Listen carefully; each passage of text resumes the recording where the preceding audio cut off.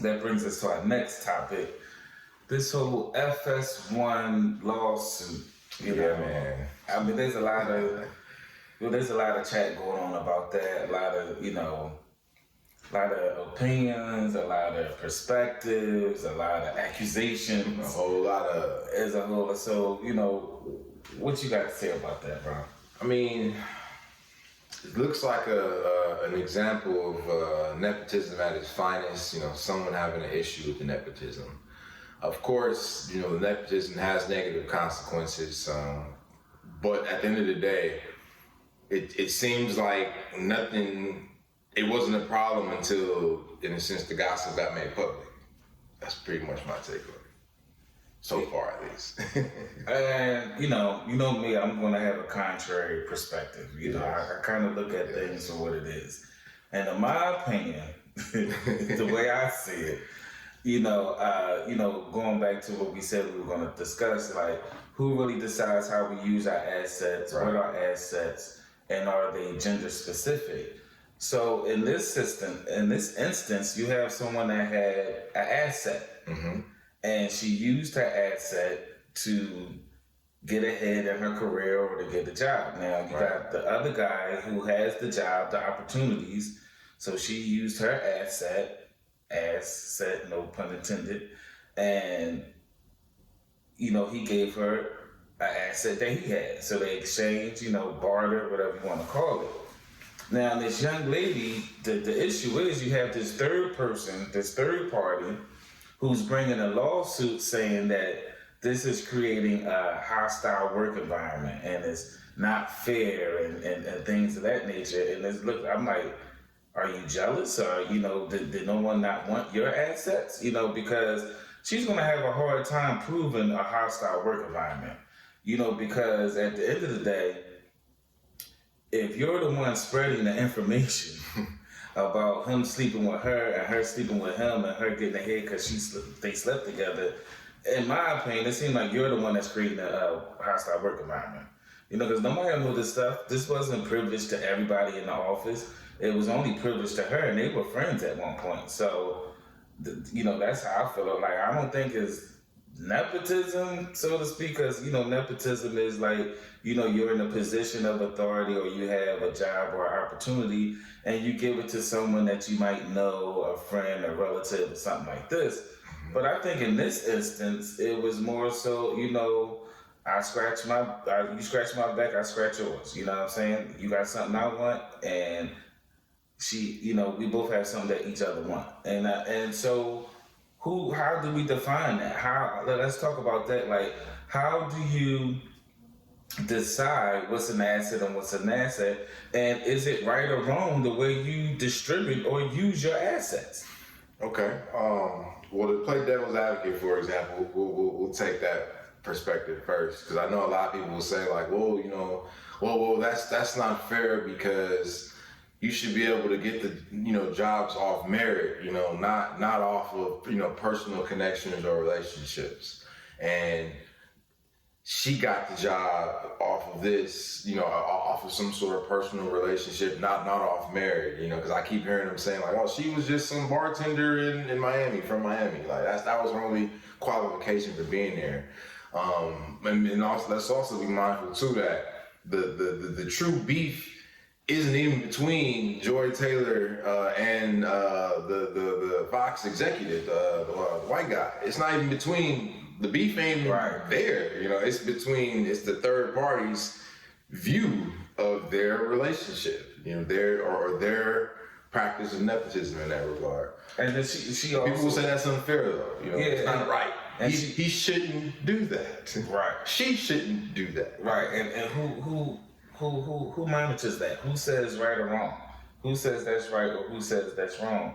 And she also had some other points in her lawsuit. She was saying, I don't want to just, make it seem like it's just about this. She also had points about, unfair wages, not being paid for services rendered and overtime and things like that, And in my opinion, like if that's black or white, that's open and shut. If you can prove that you work and didn't get paid, they won't reimburse her. But when you get into saying like it's a hostile work environment because that executives are sleeping with women and giving them jobs and opportunities. It's kind of hard to prove that. And from the way I look at it, you're the one creating a hostile work environment because she's actually disregarding the friendship she had with the young lady. Like, she told her that in confidence as a friend.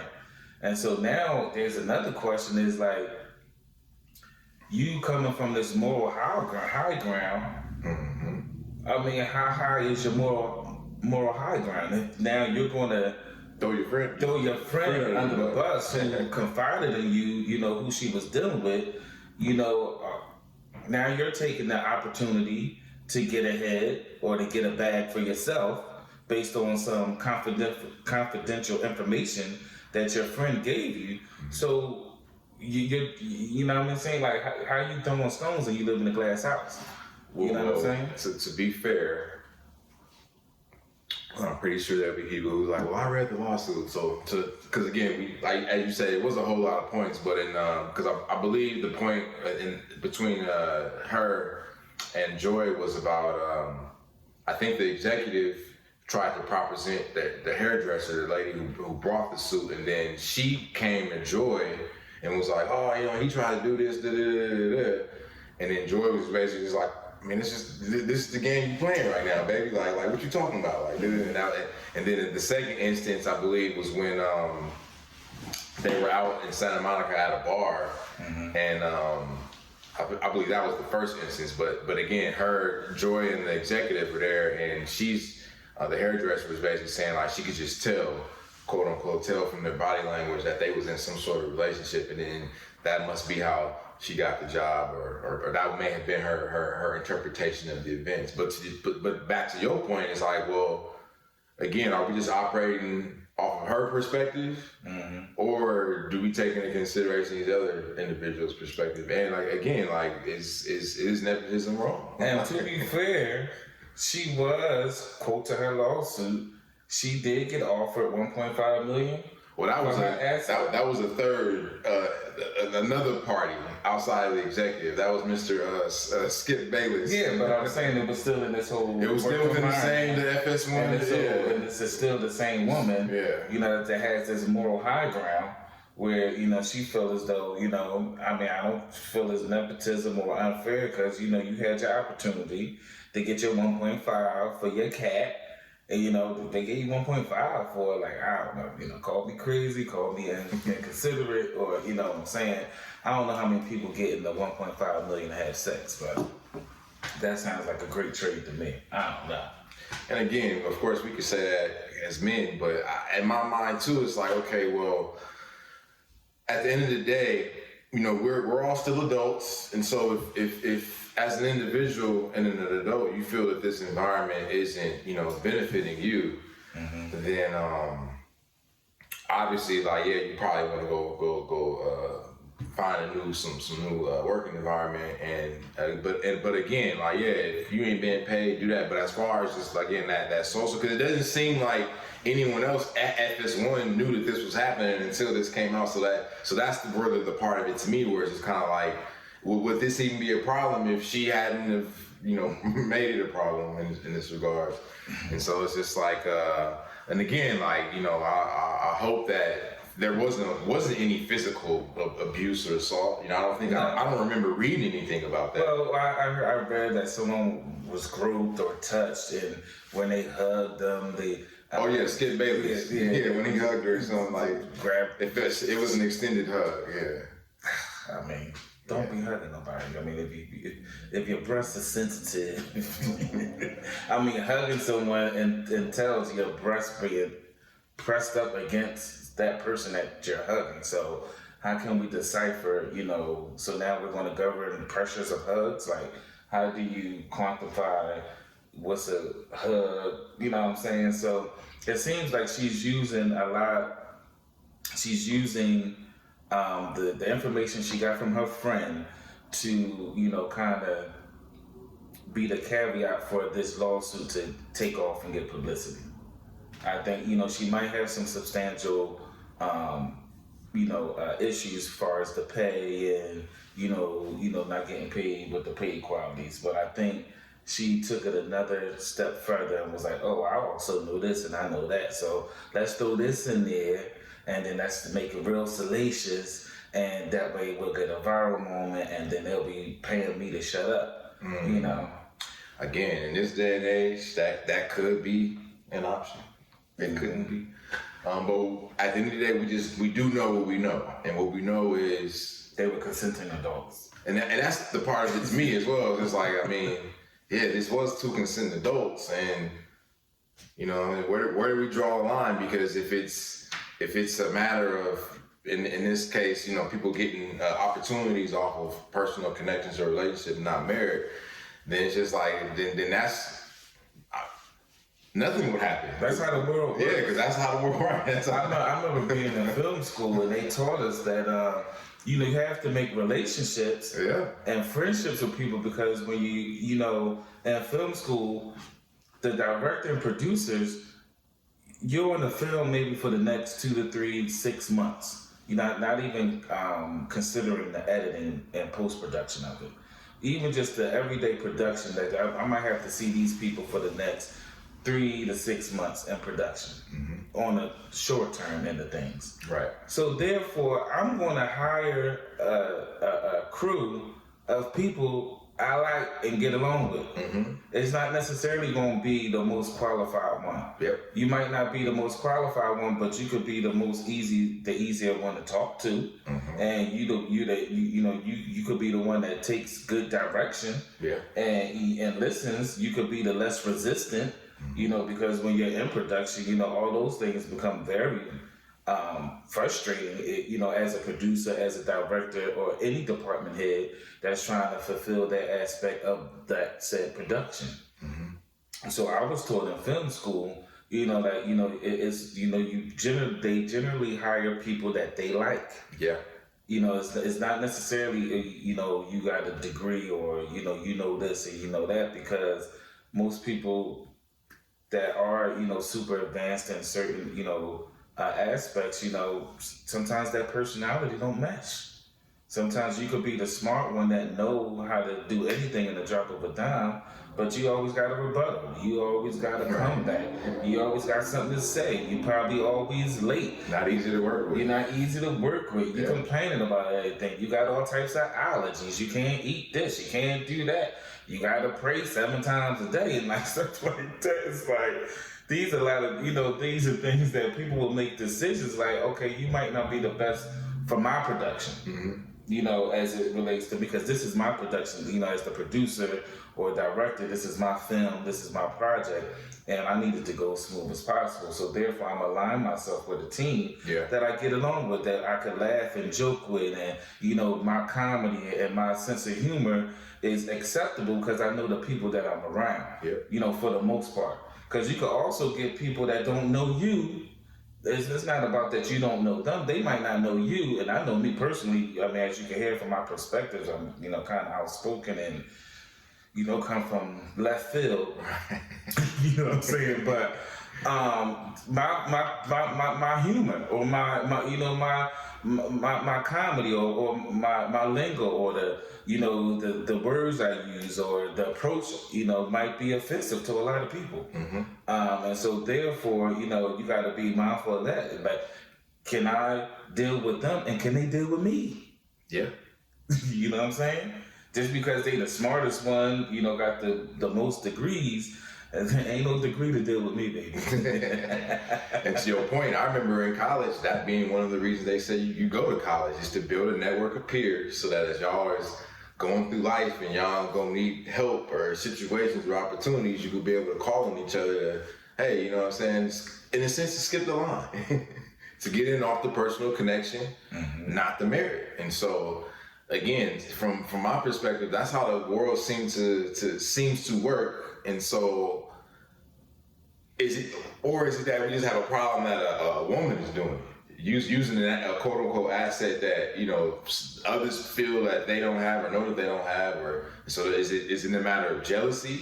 You know, it seems like it could be a lot, because the last time I checked, bro, like, the world operates off nepotism. And you gotta especially in the work environment. You gotta have some merit because the job gotta get done. That part at too. the end of the day. Yeah. So it's not solely like we're not giving any credence to merit and you having the, ability or the cognitive functions to do or perform said job.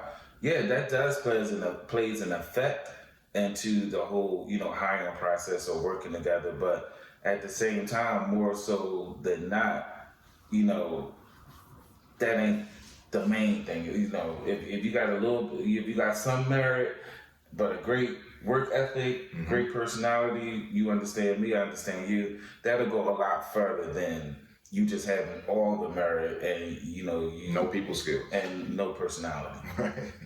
No people skills, no personality. You can't put your left way right. Super judgy or super religious or super, leftist or super right. You want to know one of the things I've noticed though is usually the people who are for the merit crowd typically lack the soft skills or the people skills.